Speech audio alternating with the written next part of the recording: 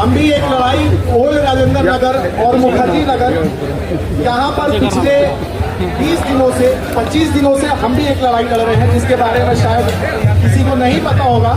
उस लड़ाई का फीस तो हमारे भाई ने दिया।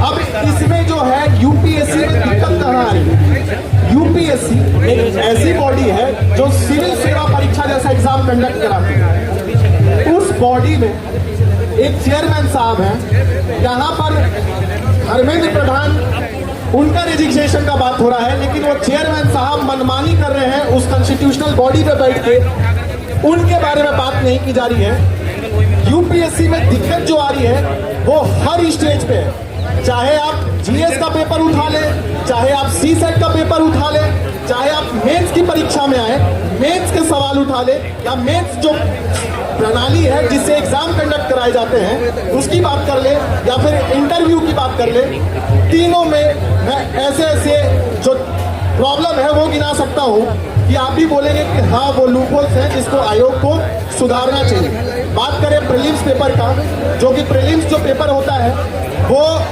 क्वालिफाइंग पेपर होता है जो कट ऑफ के बेस पे आधारित होता है, लेकिन उसमें एक सीसेट पेपर है। सीसेट पेपर में जो मैथ्स के सवाल हैं, वो मैथ्स के सवाल जो अच्छे इंस्टीट्यूट से पढ़ के आए हुए मैथ्स बैकग्राउंड वाले बच्चे हैं उनको फायदा कर जा रहा है, और जो गांव देहात में वो बच्चा बैठा हुआ है जिसको सिर्फ एनसीईआरटी मुहैया कराई जा रही है, उनको वो एलिमिनेट कर दे रहा है।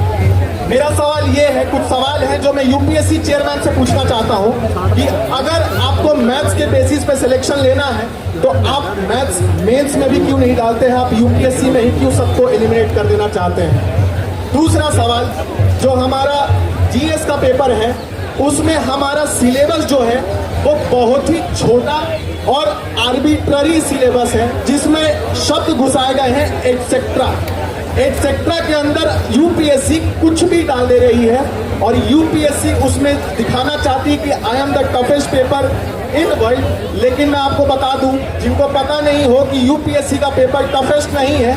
यूपीएससी का पेपर बहुत एब्सर्ड है, बहुत ही डम्ब है, जिसको जो पेपर सेटर है वो खुद को दिखाना तो चाहते हैं कि हम टफ हैं, लेकिन एब्सर्ड है। आप खुद ये सोचिए कि जहां पर एक डिफाइंड सिलेबस नहीं है, जहां पर आप सिलेबस में एटसेट्रा शब्द डाल रहे हैं, उसके आधार पर आप सब कुछ डाल दे रहे हैं उस पेपर में, और बच्चा जब पीवाईक्यू प्रीवियस ईयर क्वेश्चन होते हैं जिसमें हम देखते हैं कि लास्ट 10 साल 15 साल में कैसे आयोग ने क्वेश्चन बनाए हैं, कैसे वो फॉर्मेट पूछता है। पॉलिटी अगर पूछता है तो पॉलिटी में किस भाग को ज्यादा वेटेज देता है, कितना ज्यादा सब्जेक्ट पढ़े, क्या नहीं पढ़े, उसके बेसिस पे हम अपना जो है योजना बनाते हैं कि हमें ऐसे तैयारी करनी है। लेकिन जिस दिन एग्जाम वाले दिन जाते हैं उस दिन एग्जाम वाले दिन में हमें कुछ भी पूछ दिया जाता है।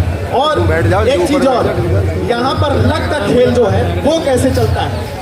आप किसी भी यूपीएससी के टॉपर से पूछेंगे तो यूपीएससी का टॉपर जो है वो बोलेगा कि 35 से 40 क्वेश्चन है जो यूपीएससी प्रीलिम्स परीक्षा में है वो सबको आते हैं। लेकिन मेरा सवाल ये है कि 100 कट ऑफ कैसे चल जा रहा है?